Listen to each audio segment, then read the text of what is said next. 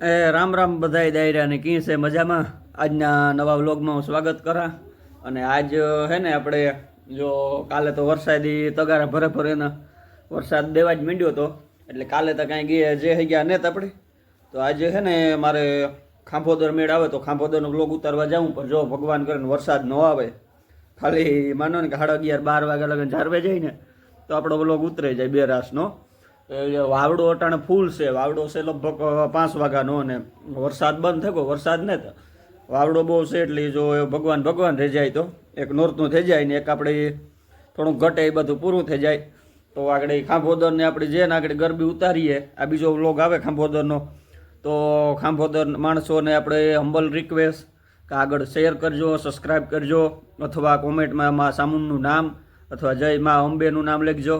આપણે કોમેન્ટ સિવાય બીજું તો આપણે કોમેન્ટમાં બીજું કામ મારે પૂછવું કે ભાઈ નવરાત્રિનું બ્લોગ કીવો છે ને કામ હે તો કંઈ પૂછાતું નથી. સારા જોયું નવરાત્રિમાં રમતા હોય તો માતાજીનું નામ જવા દીજો કોમેન્ટમાં, ગમે તો શેર અને સબસ્ક્રાઈબ કરજો ને આગળ થોડુંક મોકલવાનો આગ્રહ પણ રાખજો કે આ નોરતામાં આપણો ટાર્ગેટ હતો પૂરો થવા આવ્યો અને માતાજી કરીએ તો પૂરો થઈ જાય, એટલે થોડુંક બીજાને શેર કરજો ને સબસ્ક્રાઈબ કરાવજો.